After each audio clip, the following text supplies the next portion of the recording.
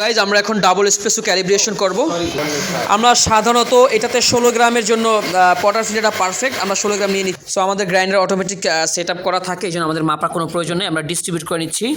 এখন ট্যাম্প করব, যেটা 15 কেজি থেকে 18 কেজি সম পরিমাণে একটা প্রেশার ক্রিয়েট করতে হয় নিচের দিকে। তো এবার পটার ফিল্টার মেশিনের সাথে লক হবে, একটু পানি বের করে নিল ক্লিন করার জন্য, এবার লক হবে। এবার আমাকে একটা ওয়েট স্কেল নিতে হবে মেজারমেন্ট করার জন্য। এবার একটা শর্ট গ্লাস নিয়ে নিলাম শর্টটাকে পারফেক্টভাবে দেখার জন্য। ওয়েট স্কেলকে 0 করে নেন।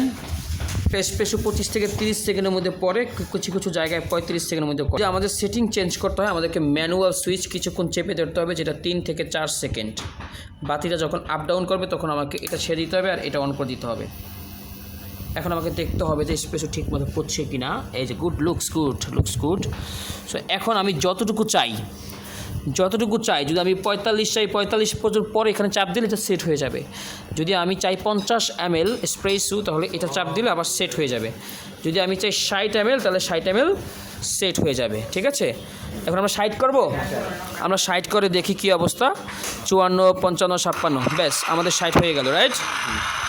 তো এইভাবে করে 3 সেকেন্ড ওয়েট করলে মেশিনটা এখন যা আমি সেট করলাম সেটাই এসপ্রেসো বের হবে। এটাকে বলে এসপ্রেসো ক্যালিব্রেশন। প্রতিদিন সকালবেলা বা কিছুদিন পরপর করা উচিত।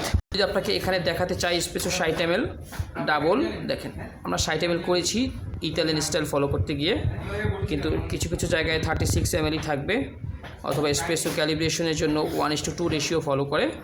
এই হলো এসপ্রেসো ক্যালিব্রেশন একটা বেসিক ধারণা। আপনি চাইলে 40 করতে পারবেন, 36 করতে পারবেন।